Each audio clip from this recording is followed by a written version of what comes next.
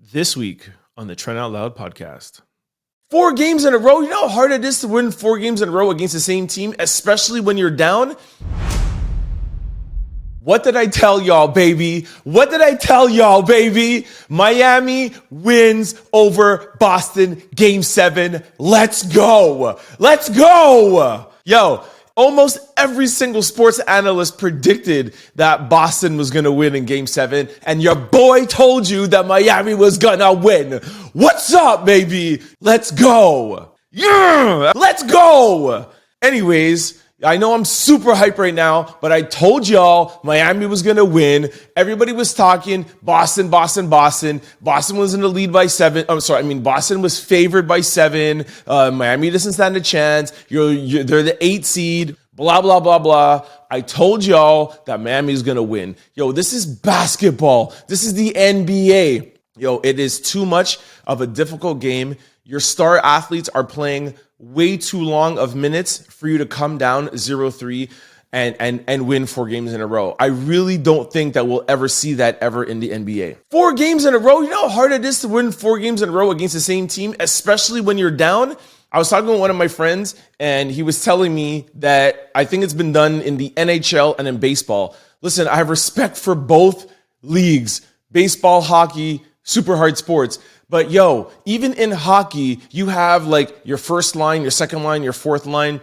Baseball, you have like it's a much more chiller sport. In basketball, your best athletes, your best players are on the field almost every minute. Most sports, your dominant athlete, your star athlete doesn't play the entire game.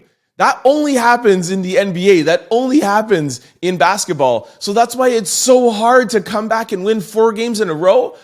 Okay, sweeping is a different story, right? If you win the first game, you win the second game, you're not really putting that much effort. You already have the momentum. But when you're down 0-1, 0-2, 0-3, like for you to come back after losing 3 games and win 4 games, come on, man. That was an easy call, man. That's how I knew. And on top of it, Miami has so much will and so much heart that I knew they weren't going to let Boston come back and beat them. And on the flip side, that's why Boston wasn't able to win, because there's talent and then there's will and determination. And that will and determination, it's very hard to keep that going when you're 0-3 and then you win 1 game and you win 2. Like, it was just too much for them, man. Like, shout out to Boston. You guys tried, but there's a reason why it's been done in other sports and it hasn't been done in the NBA. I really don't think that we'll ever see that ever in the NBA. All right. Now that's the Eastern Conference Finals. Your boy predicted it, but I will be honest. I don't know what's going to happen in the finals. Like, for sure, like who I'm going for, I'm rooting for Miami, 100%. But my prediction, I can't make my prediction just yet because, I have mad respect for Denver. Like, Jamal Murray, Joker, they're going to be a hard team to beat. But what I need to see is how determined and how much belief Miami has in being able to beat Denver. Like, there's talent and there's talent. And yes, Denver is more talented, but that's what I love so much about Miami is that, they have a drive and a dedication and a will to win. And they literally just gave their entire being to win the Eastern Conference Finals.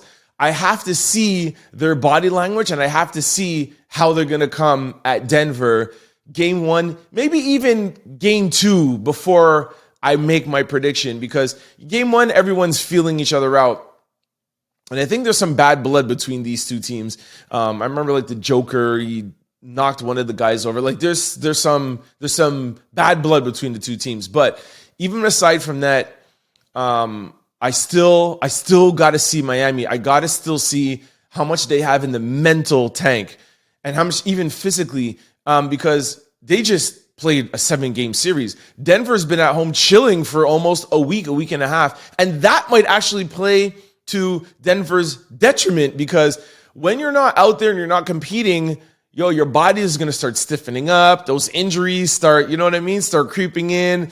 And when you're moving, it's almost a little bit better. So anyways, Denver is going to be a little bit rusty. Miami, I don't know what kind of mental state they're going to be in. I don't know what kind of physical shape they're going to be in, but I hope Miami wins, but I don't know. Like my initial thought, I'll just put this first prediction. My initial prediction is that Denver's going to win because they're so talented. But if Miami has some more dedication and some more will in their being, if Jimmy wants this, I'm gonna go with Jimmy buckets, man. Playoff Jimmy. I have to see how dedicated and how determined he is to win this championship this year, and I'll be back and make my prediction then. Boom! Don't forget to like, comment, and subscribe. It's your boy, Trent Out Loud. Peace!